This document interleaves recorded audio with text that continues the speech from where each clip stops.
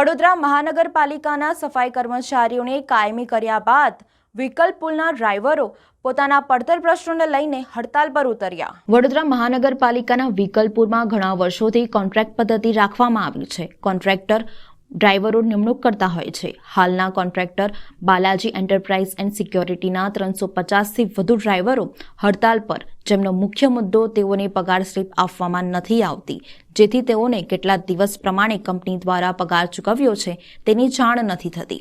Driver દ્વારા પોતાની વ્યથા વેદના મીડિયા સમક્ષ જણાવવામાં આવી હતી કે જો સફાઈ કર્મચારીઓને કાયમી કરવામાં આવતા હોય, 720 દિવસ ભર્યા છતાંય તેઓને કેમ કાયમી કરવામાં નથી આવતા?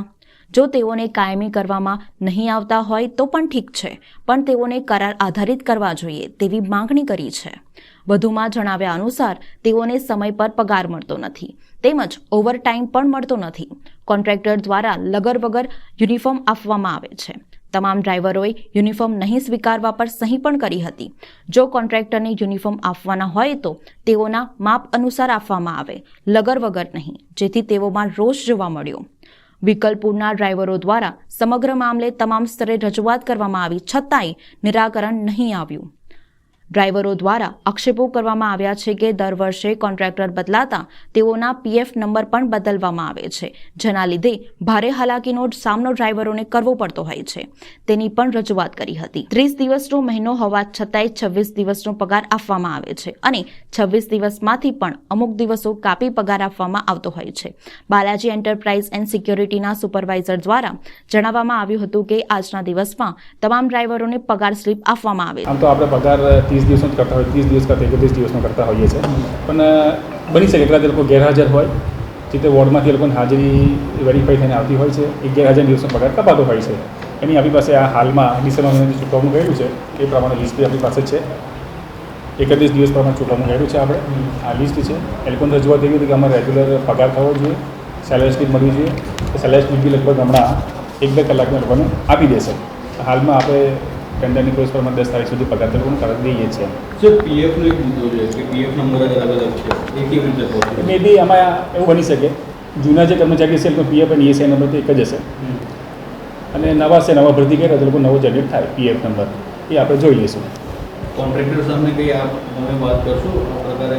અમે રજૂઆત કરી છે, લોકોને ધ્યાન દોર્યું છે, અને જે અલગ અલગ પીએફ નંબર છે એવું અમે જોઈ લઈશું। એમાં લગભગ એક અલગ અલગ નંબરથી એક જ કોમન નંબર હોય છે, કારણ નવા ભરતી કરે છે એમાં નવા જનરેટ થયા, બાકી બીજું કંઈ નથી। શું નામ છે? યોગેશભાઈ। આ બધા ડ્રાઈવર ભેગા થવાનું કારણ એક જ છે કે ગઈકાલે જ પગાર કરવામાં આવે છે। એ પગાર તમામનો કેટલાકનો ઓછો પગાર આવે છે ને આ પ્રથા પાછલા 4 મહિનાથી ચાલતી આવે છે। એટલે આ ડ્રાઈવરોનું એક જ માંગનું છે કે ભાઈ અમારો પગાર જે છે પૂરતો અમને વેતન આપવામાં આવે, એ વેતન એમને ચૂકવવામાં આવતું નથી, કારણ કે એ લોકોને કોઈને માહિતી હોતી નથી કે પગાર એમનો પગાર શું છે, ઈએસઆઈ પીએફ, કારણ કે આ પગાર પાવતી આપવામાં આવતી નથી। એટલે અમને એક જ રજૂઆત છે કે પગાર પાવતી આપવામાં આવે તો જેથી એમને એમનો જેલો પીએફ બોનસ એમની માહિતી મળે। બાકી આ કોન્ટ્રાક્ટરે પાછલા 4 મહિનાથી ટેન્ડરના કોઈ નિયમ પાળ્યા નથી, કારણ કે તમે લઘુત્તમ વેતન નથી આપ્યું, બોનસ નથી, ઈએસઆઈ નથી અપડેટ નથી કર્યા, કે કોઈના યુનિફોર્મ નથી આલ્યા। એ ઘણી બધી રજૂઆત છે ને અમે અમારા અધિકારીને પાછલા 4 મહિનાથી કરતા આવ્યા છે, પણ હજુ કોઈના પેટનું પાણી હલતું નથી। એટલે વચ્ચે અમે 15 દિવસ પહેલાં મને ડેપ્યુટી કમિશનરશ્રીને મળીને આવ્યા। એમના એક જ રજૂઆત હતી કે ભાઈ હા, અમને તમારું અઠવાડિયામાં તમારું કામ પતી જશે, પણ જે અઠવાડિયાના 10-15 દિવસ થવા આવ્યા, હજુ સુધી કોઈ કામ થયું નહીં, ને ગઈકાલે જ પગાર કરવામાં એ બી ઓછો કરવામાં આવે।